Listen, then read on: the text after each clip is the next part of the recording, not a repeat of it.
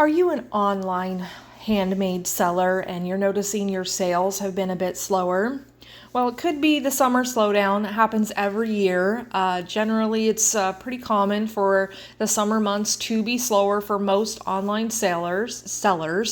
There's always an exception to the rule, of course. If you're selling certain things like swimsuits or wedding supplies, then you might be busier during the summer. But for the most part, most of us sell things that are giftable, and our big season is going to be the holiday season.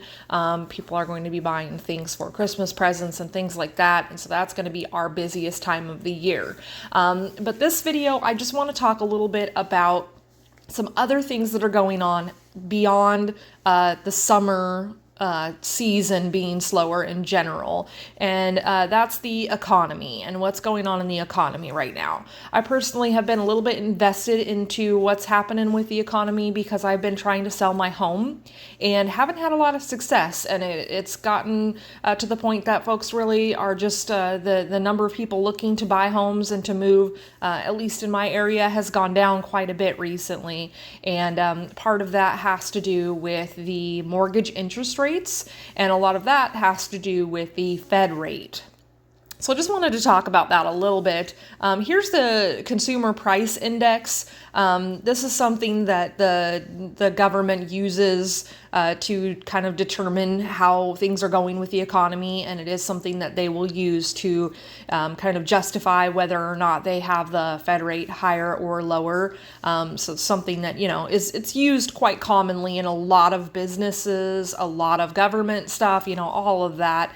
And as you can see, 2022 had some pretty high numbers for the Consumer Price Index, and into 2023 and 2024, it's remained fairly high. And then, of course, June 2024, they're one of the more recent ones. It has actually finally dropped for the first time. And this kind of indicates to a lot of folks who are in the finance industry that things are shifting a little bit in the U.S. economy. And you may have kind of noticed that prices were really high on everything for a while, and it was just kind of ridiculous, but for whatever reason, people were still buying just as much as they were ever buying before. But recently, the retailers and for fast food, for example, has seen a decline in their income, in the sales that they're getting, and the people that are coming through their door. And so they've started to run specials and decrease their prices a little bit, and I've noticed it everywhere. If you watch TV and you watch commercials, you'll see all the fast food chains have all these discounts and sales on meals for $5 or $7 that were $12, just a few months ago or whatever. I just got a coupon or an offer or something from Starbucks for 2 venti drinks for $10 on Thursdays, and normally those would be $6 or $7 each. So they're knocking a few dollars off of it basically on a slower day for them, of course. But just to give you kind of some examples, definitely seeing, and not necessarily seeing the prices decrease in a lot of the essentials like milk and eggs and things like that, but it's definitely a trickle down effect, and it takes time. But basically, we're seeing the potential for the inflation to be cooling.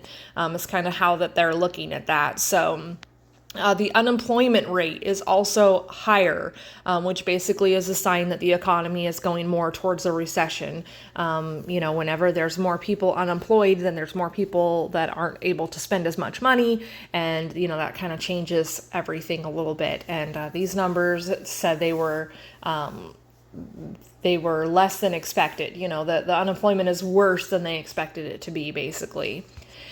And then there's the Fed rate that I had mentioned. The Fed rate has been at 5.33. It's higher than average ever, basically, and they had increased it 11 times between 2022 and 2023.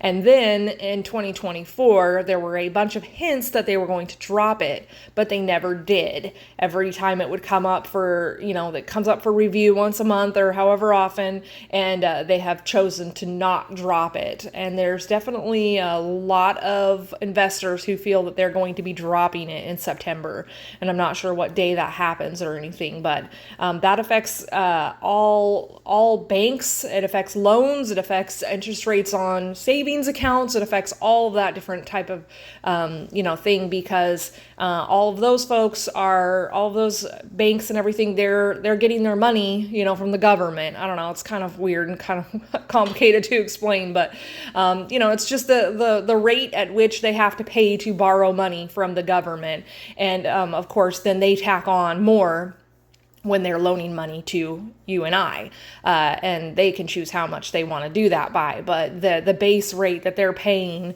it to start with is going to affect how much they're going to be willing to, pay us for our savings accounts, and how much they want to charge us for any kind of credit. And this, of course, is not just mortgages. We're talking car loans and all other types of loans, as well as, of course, credit cards and everything else. So this affects the bottom line of what banks will be charging us as well. So all of these things are kind of intertwined. The whole reason for me bringing all of this up, and I'm sorry if this is kind of boring and goes into too much detail, but the reason why I'm bringing this up is because you need to be making some decisions here shortly on what you're going to buy for your business, as far as your shipping supplies, as far as the supplies you need to make your products. You're going to be deciding how much you're going to be investing into some of these things. And I just want to put out there that this may be a slower season for many when it comes to selling on Goimagine, Etsy, Amazon Handmade, wherever you sell. For the most part, we don't sell things that are necessities. We sell things that are for fun, for gifts, for decor, just to create a cheery mood, that type of thing. And so if folks are struggling and, there is a higher unemployment rate, and, the situation is what it is, then people are less likely to splurge on some of those purchases. So that's something to keep in mind. Don't panic about it. Don't, go and close your shop. Don't just slash all your prices, and do anything crazy, but just something to definitely keep in mind when it comes to making the decisions about how much you want to invest. And here's how I look at it. If you can afford to buy all the regular shipping supplies that you normally do, and all the supplies to make your items and everything else, if you can afford to buy that, and let's say you make half the sales that you made last year, just as a random example.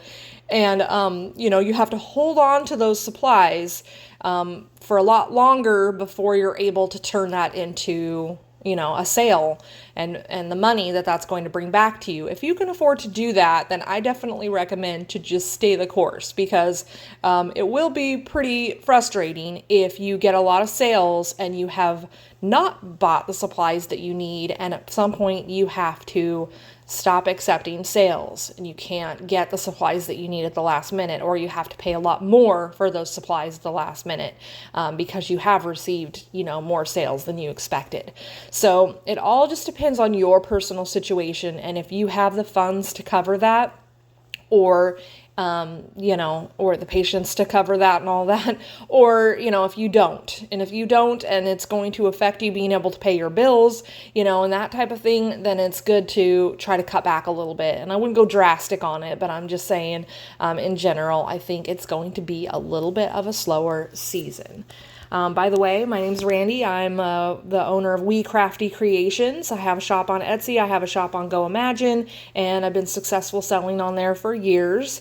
And I just recently took my shop off vacation mode because I was going to sell my house and move, and was going to have to be on vacation for a while. And haven't had any luck selling my home, so we're probably going to take it back off the market and continue to sell for this holiday season, and then look at possibly making some changes here in the springtime and selling and moving in the springtime instead. So we'll see how that goes, but that's just kind of a little background on why I've been paying closer attention to this stuff.